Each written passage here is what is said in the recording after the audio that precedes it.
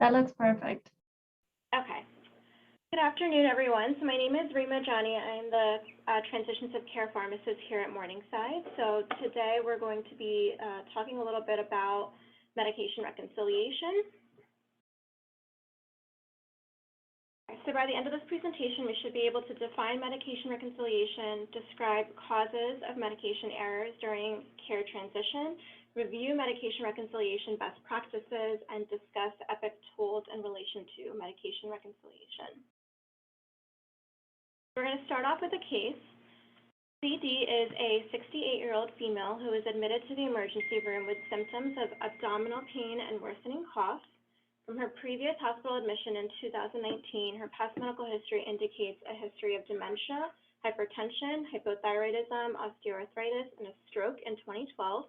The attending physician decides to admit CD for further testing of a suspected GI bleed.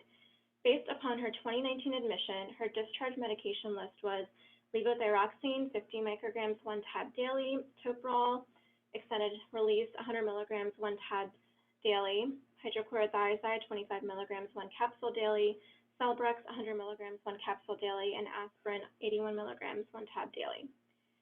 CD's son reports that his mother was started on a memory pill some months ago and recently started taking medications over the counter for increasing knee pain. He did not have a list of CD's medications or know what pharmacy she uses. He reports his mother's primary care physician is Dr. Smith, but can't recall his phone number or address as if his wife is more involved in CD's care.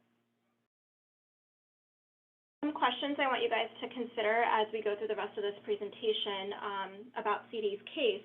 How reliable is this 2019 medication list? What resources can you use to obtain a thorough med history?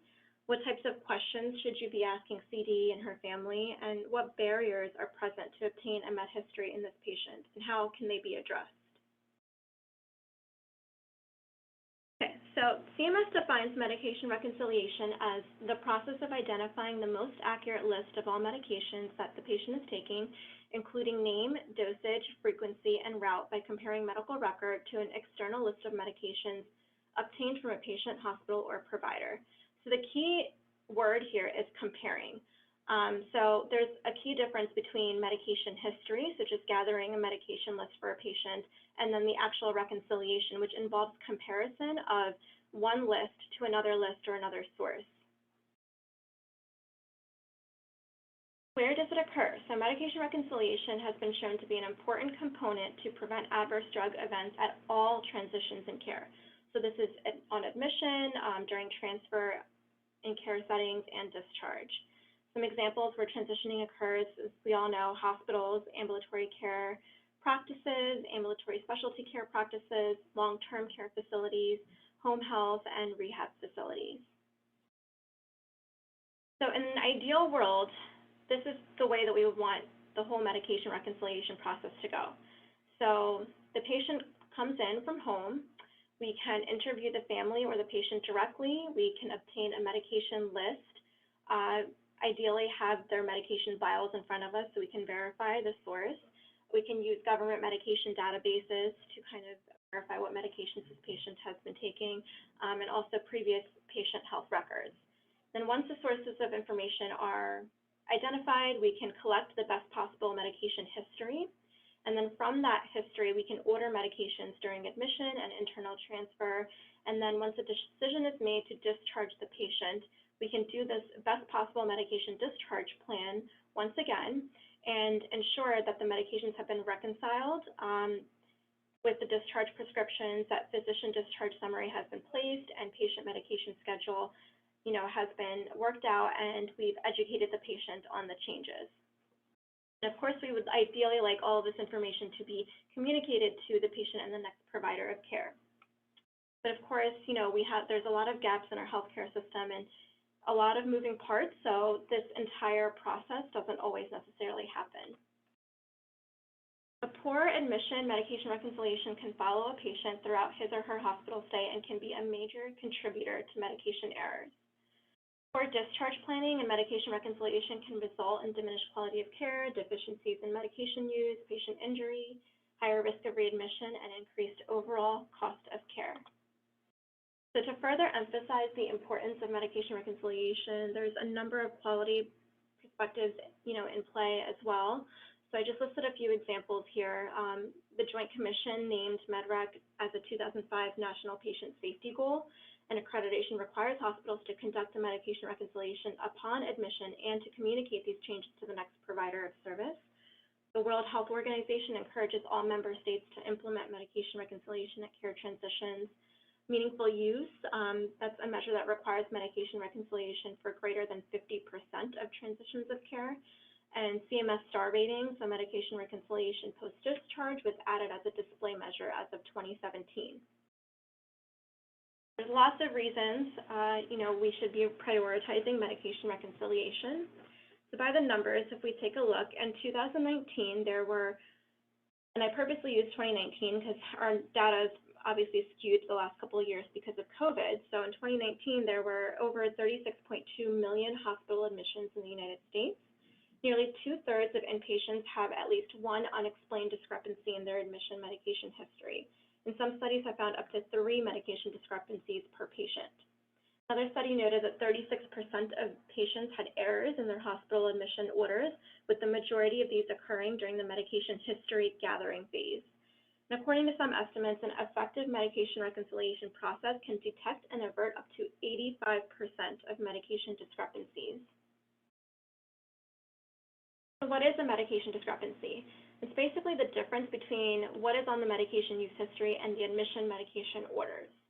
So this could be an omission or addition of medication. It could be a substitution of an agent within the same pharmacologic class. For example, if the patient was taking Lipitor, atorvastatin at home, and now we've switched the patient to simvastatin on admission. That, for example, can follow the patient if we're not reconciling that now on the discharge medication rec. There could be confusion at discharge for the patient. It could be a change in dose, frequency, or route of administration. So more than half of the patients that have greater than one unintended medication have greater than or equal to one unintended medication discrepancy at hospital admission. So of these medication discrepancies, 33% have the potential to cause moderate harm. 6% have the potential to cause severe harm, and then 61%, which is a good number, I guess, have the potential to cause no harm, but that 33% and 6% is a very big deal. So what are some of the causes? So we can categorize medication errors into 2 different categories, so history errors and reconciliation errors. So an example of a history error is that the team doesn't know that the patient's taking aspirin, it's not recorded, and it's not ordered at admission or discharge. Some of the barriers to this could be that the sources might be inaccurate or out of date or unavailable. Maybe we have lack of time to access the available sources. So problems more common at admission might follow the patient throughout the entire stay. So now the entire hospital stay, this patient who is supposed to be taking this medication at home because it was not ordered, they're not going to be receiving it during their admission. Then there's reconciliation errors. So aspirin was on the pre-admission medication list, but it was held on admission, and then it was not restarted at discharge. So again, there could be a lack of access to the pre-admission medication list, or maybe this is a clerical error, or maybe we forgot. So this problem is more common to follow the patient post-discharge, because now if that was not reconciled and it was held and it wasn't continued and it's not listed on their discharge medication reconciliation or their discharge summary, the patient may be under the impression that they are not to take this medication anymore. The main goal is to perform high-quality medication reconciliation to minimize medication discrepancies and improve patient safety. We should be developing a standardized process for medication reconciliation using the nationally recognized best practices, working as an interdisciplinary team to improve patient safety, limit medication discrepancies and or errors throughout the entire hospital stay, and explain medication changes to patients upon discharge, counseling on directions for use, potential side effects, and expectations of therapy. So components of MedRec. So you want to be able to take and document an accurate pre-admission medication history. You want to use that history to order medications in the hospital, and then use the pre-admission and current inpatient medications to produce a discharge medication order. Again, we want to be counseling these patients on the changes and then documenting and communicating this change and this new regimen to the next provider of care. What is the best possible medication history?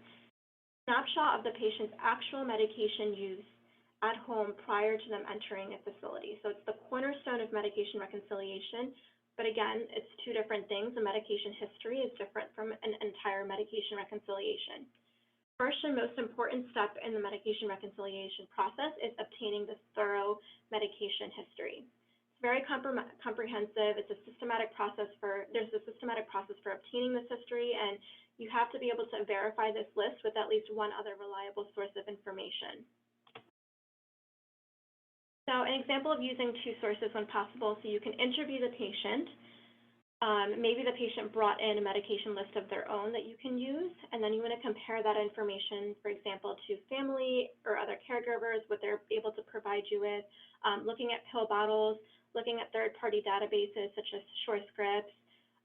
You can call the pharmacy where the patient fills their medication. You can verify information with other outpatient providers, transfer orders from other facilities, and discharge medication orders from any recent hospitalization. So we can also use SureScripts. So SureScripts is a technology company that connects electronic health records, pharmacies and health systems, and pharmacy benefit managers, and kind of gathers all of that information. So I'm going to go through SureScripts a little bit more in detail when I show you different things that we have available to us on Epic. But this information is populated for a lot of our patients on Epic, and we're able to kind of sort through this data to help us collect information. When you're taking a best possible medication history, you want to consider that what the patient is supposed to be on compared to what they actually take. So an important note to make here is, you want to avoid discrepancies between their past medical history as well as their medications at home, right? So if you see something on their past medical history, for example, if they had a recent stroke, more often than not, they're going to be on an anticoagulant, but if you don't see that on their at-home medication list, that's something that we should be questioning. At the very forefront, we want to assume that all lists are inaccurate. We want to start by asking the patient what they're taking, help assess their medication understanding, and then use lists to explore discrepancies, confirm missing information, and probe further to fill in gaps. As we're doing this, of course, some barriers to keep in mind. So the patient may be physically unable to provide any medication-related information. Patient or caregivers may not know what medications they take. The sources of information that we have may be inaccurate or out of date. And because we do have a fragmented healthcare system overall, and there's a lot of lack of communication between information sources and providers, that can lead to discrepancies and us not getting all the information that we need. Some patients also use multiple pharmacies, multiple doctors. There's always a question as to how do we handle, off-hour med recs, and this whole process can be very resource intensive, so it's definitely difficult and time consuming. So if you have a patient and their medication list is present, of course you want to ask them what they're taking and compare it to maybe the list that we already have from a previous admission, or have on our list if they're a frequent flyer. Comparing it by calling the pharmacy or calling their provider and just trying to rectify any discrepancies you find that way. Again, if there's no medication list present, you can kind of follow the same procedures. So you still can ask the patient what they're taking, but in this situation, it's probably more reliable to collect information from the pharmacy and maybe one of their outpatient providers, or assess if family members can bring in the actual medication bottles for the patient, so that we can have two reliable sources to compare information with. When you're recording medication history, you want to be sure that you're recording everything thoroughly. So the name of each medication, either brand or generic, formulation is important. And I will say a lot of times, we don't think of this during this process because it's a very rushed process, but formulation, so for patients that take medications at home, their insurance companies sometimes only cover one formulation over another. So this sometimes leads to issues at discharge. Like, for example, if we wrote for hydrochlorothiazide tablets, and that is the medication that we're prescribing at discharge, but the patient was initially taking capsules at home. Now, if there's a change and we're writing them a new prescription at discharge, sometimes there may be issues with the tablets being covered. because there's specific reasons why one formulation over another are chosen sometimes depending on the insurance company. So it's just something to factor in. You want to make sure you're writing in the dosage, route, frequency, non-prescription medications, so very, very important and often overlooked. We want to be making sure that we're asking the patients if they're taking any herbal supplements, over-the-counters, vitamins, things of that nature, creams, eye drops. I like to give an example of a story. When I used to work in a primary care practice as one of their ambulatory care pharmacists, we had a patient that came in with severe nausea, severe stomach cramping. She came in multiple times, and the primary care provider at the time had sent her to the ED to get evaluated, and then she had some follow-up appointments with specialists, and we couldn't find out what was causing this ongoing stomach cramping and nausea for her. And when after all of this, we still had no answer. She had come in for a general follow-up with her PCP, and we were going through her medication list, and we had noticed that some of the vitamins that she had didn't have doses listed next to them.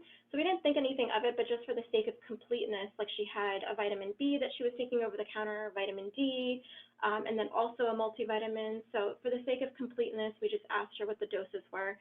And she ended up telling us that she was taking 15,000 IUs of vitamin D over the counter every single day for the past 3 or 4 months or however long this was going on, because she was feeling depressed, and she read on Google that taking vitamin D supplements could help with her mood.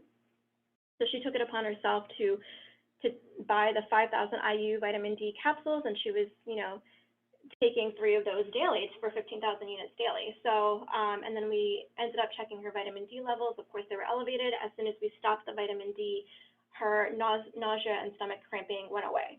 So that's a great example of how something so small we often overlook, but it's very, very important to get this information.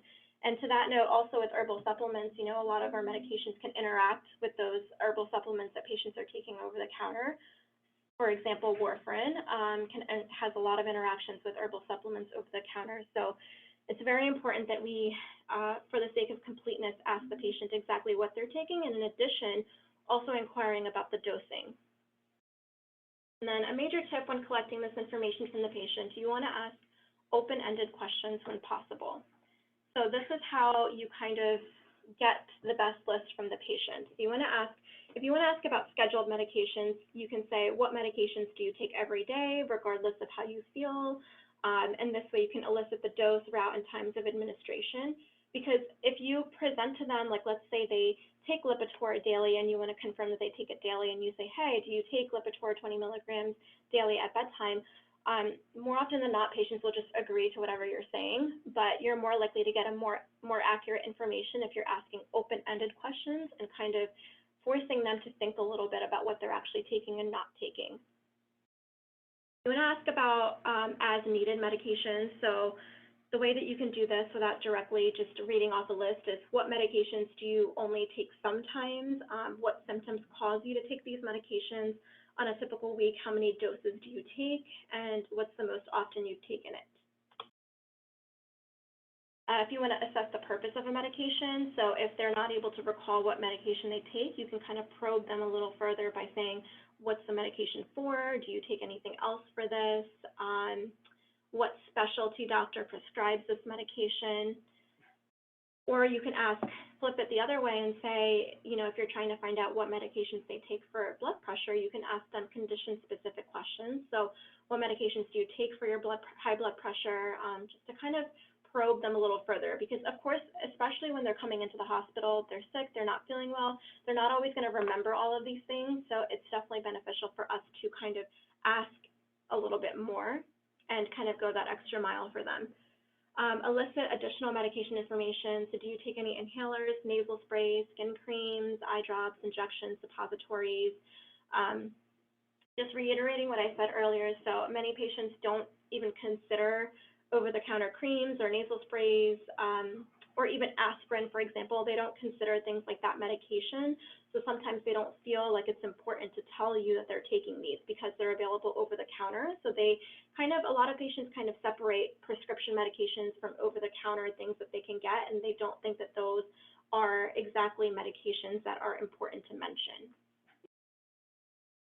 You can also ask, did your doctor recently start, stop, or change the dose of any of your medications if you want to probe a little bit further. When you're asking about adherence, you can say, when did you last take that medication? Tell me about any problems you've had taking these medications. So many patients do have difficulty taking their medications exactly as they should every day. So you can ask, in the last week, how many days have you missed the dose? Sometimes when if you're speaking to them as if, from a compassionate standpoint, where you're not pointing fingers or judging them for missing doses, they're more likely to be more honest with you about missing doses and non-adherence. Some additional tips. So conducting an effective medication reconciliation on admission typically takes 15 to 30 minutes, sometimes even longer. You want to save time by starting with the easily accessible sources. So if the patient, again, has their list, has their bottles, if they seem reliable, and you don't see any explainable differences from other sources, then you can consider that med history done. If patients are unsure about their meds and you can't resolve any discrepancies, of course, you want to be contacting the pharmacy or PCP. And this list, it's important to note that it can be updated throughout the hospitalization. So, as you get more information, we should be ideally updating that list so it could be as accurate as possible, especially for the time of discharge. So discharge is a particularly vulnerable time for these patients. So there's often many medication changes, the rushed event. Sometimes patients don't get enough education on their medications. And you'd be surprised at how many patients I've interacted with that have told me that they do not take their medication simply because nobody told them what the medication was for. And they don't feel comfortable taking something that they don't know what the side effects are, they don't know what it's for. So I guess we kind of sometimes underestimate the power of patient education with these medications. I mean, sometimes that's all it takes for patients to remain compliant and adherent to their regimen, is sitting down with them and taking our time to make sure that they understand what they're taking, how they should be taking it, what they're taking it for.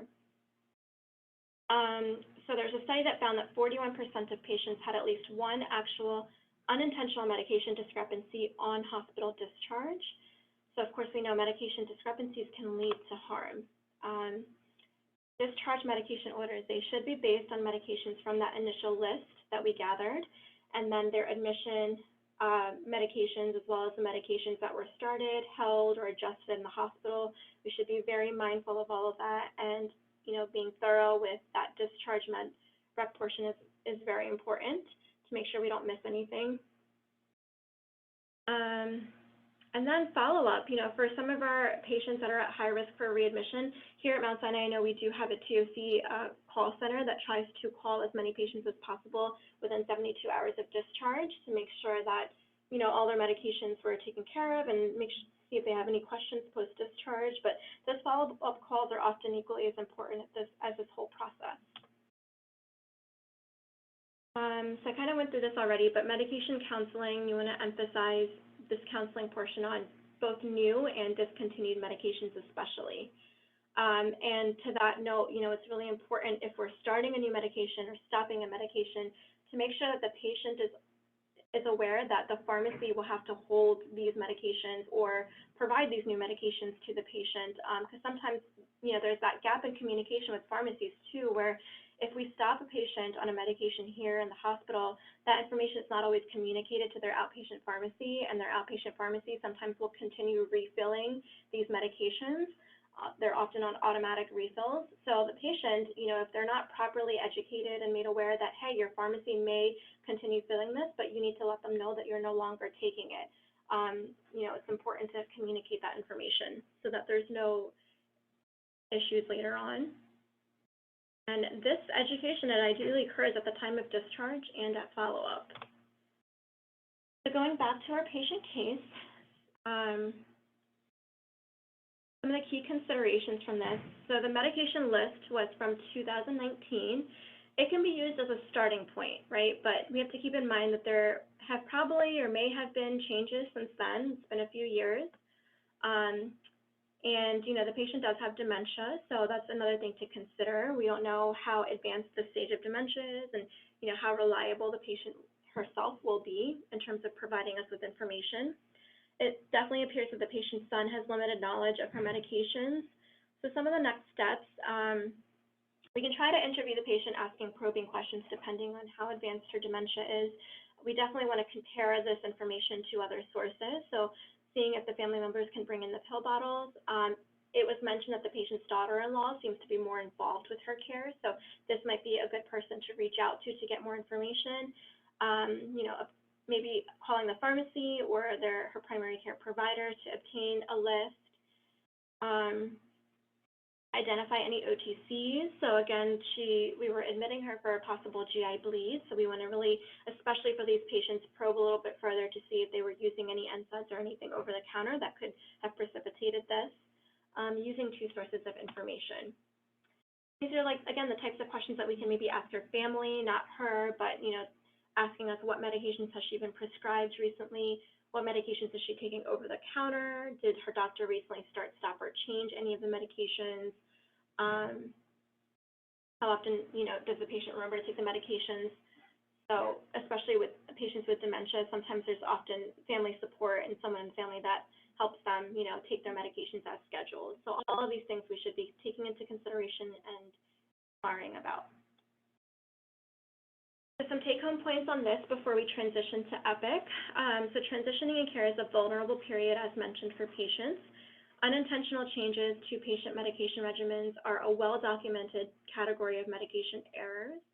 Medication reconciliation is, again, a formal process for identifying unintentional medication discrepancies before they occur.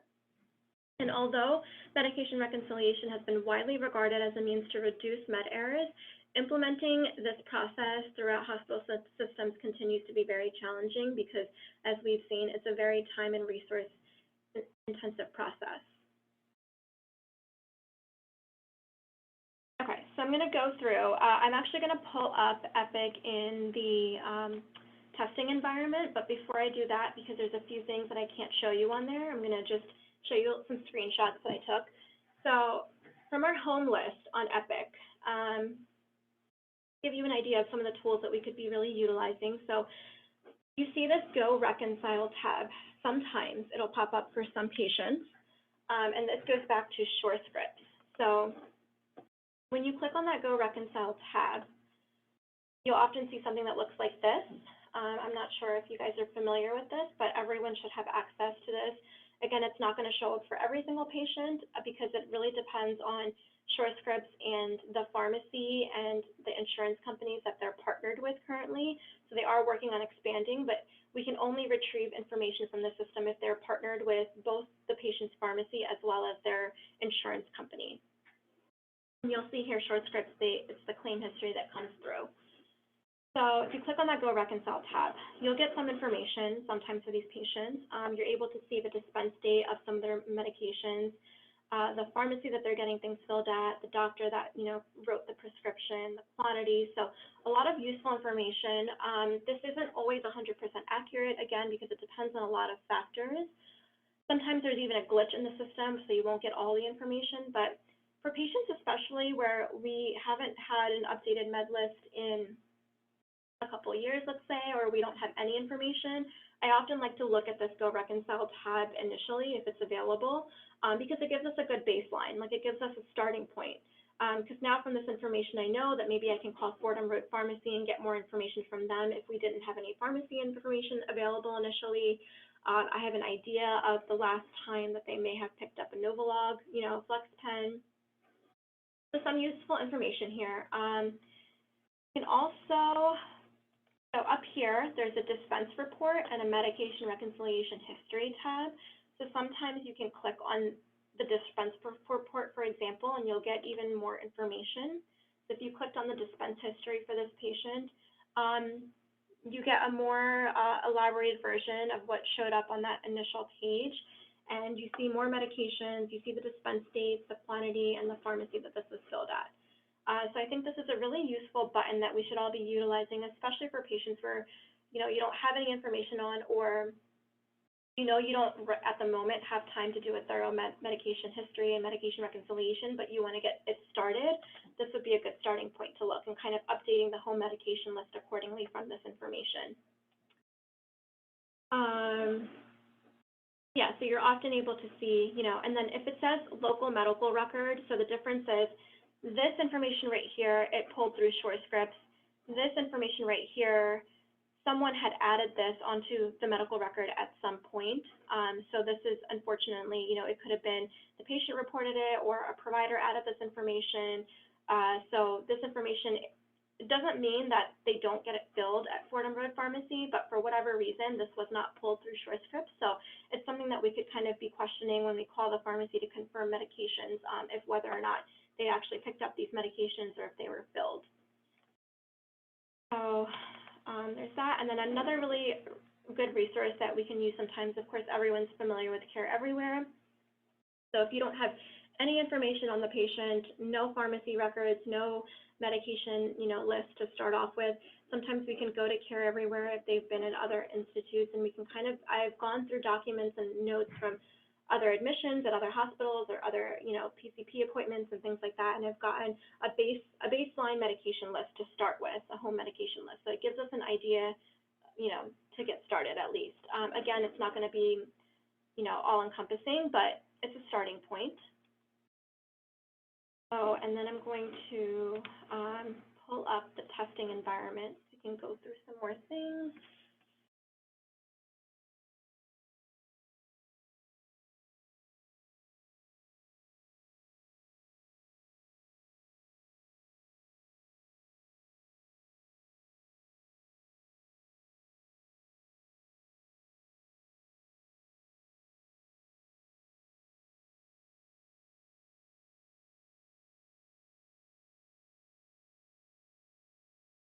Okay, please let me know if you're not able to see the screen. If you are, I'm just going to continue. But you should be able to see this EPIC screen for this patient, Liam Apple. So looking at the home med list, basic things I want to go through. So I told you about the Go Reconcile tab, which again, it's not going to show up for every patient. So as you see, it's not showing up for this patient in particular. But some other tools that we have handy. So as you're adding the medications onto the list, I really like utilizing this sticky note function that we have. So you can add a note regarding, any medication. So for example, for this patient for the HCTZ, the patient reported that he's not taking it regularly because it sometimes causes stomach upset. So I think little notes like this, or maybe maybe you called the pharmacy to verify the medication list, and the pharmacist said, hey, the patient has been non-compliant with X medication, hasn't picked it up in the past 3 months. I think those things might be important to notate on the home medication list, just so we can get an idea of compliance, and if there's any issues with medications, we can make adjustments and address those, prior to discharge. Other things to mention, so for example, if the patient tells you that they're on a medication, but they can only describe it, they don't know what it's called, they don't know what they're taking it for, you can always type in the word help, add, and then you can add, there's an option for other med unknown to patient, and you can, add this onto the medical record, so you can, describe exactly how much they're taking, if they remember that, how often they take it. In the instructions, you can just describe patient reports, taking a white pill for blood pressure. I mean, it doesn't give us all the information that we need, but it's something. It's like a starting point. And now we know that at least we know that the patient is on something for blood pressure by this being on the list. Another tip I want to give, so sometimes you're not able to find the medication on the list. So Synjardy, for example, it's not one of our preferred agents here on our formulary, but if you go to database lookup, you can find them listed here. So sometimes you would just have to, it's a matter of toggling through these two options to find the medication you're looking for. So utilizing the note tab. This ongoing comment section, so this comment, it shows up at every admission. So if a patient were to have another admission after this, sometimes I like to write, if a patient is notoriously non-adherent to their medication regimen, I just kind of like to notate that here. So that way, if they do, come back and they're hospitalized, the team is aware that this is an ongoing issue for them. Or other important information, like for some patients, their pharmacy, will only fill 90-day supplies of medications versus 30 days. Sometimes we run into issues, or sometimes a particular medication always requires a prior authorization. So those notes that are going to kind of be ongoing, I think it's helpful to notate over here for the next team. That's one way that we can kind of close that gap in communication. The med list status, it's really important that we're utilizing this. So if you started working on a med history, marking it as in progress because you weren't able to finish it is helpful. So the team knows that, you're working on it, but it hasn't been officially completed yet. Marking it as a complete if you did complete it, and reviews, so we know who the last person was to review it and complete it. For this status comment, I like to write, if I confirmed with the pharmacy, confirm the list with the pharmacy or whatever my second source was, I like to write that here in the comment so that everyone is able to see that this medication was updated and accurate and confirmed with another source. So the pharmacy tab up here. So again, when I went through the Go Reconcile tab, we were able to get some pharmacy information for this patient, for the other patient from there. Just in regards to that, sometimes the main pharmacy listed here is not the pharmacy that the patient is still using, and that's where that Go Reconcile tab comes in handy, because if the pharmacy is listed there, then I think we should be taking that information and adding it onto here, just so we have like an updated, updated information on their pharmacy.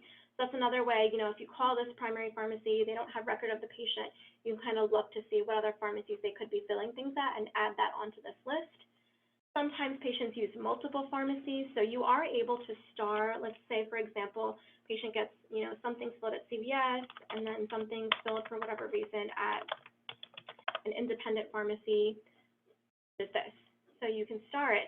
Just be mindful that whichever pharmacy you last star is going to show up as their primary pharmacy. So if you're going to be e-prescribing any medications at discharge, you want to make sure that this pharmacy information is reflective of where the patient actually wants their prescriptions to be sent upon discharge. But you can have two primary pharmacies. It's just whichever one you want to be like the main one, you have to make sure that you click that last.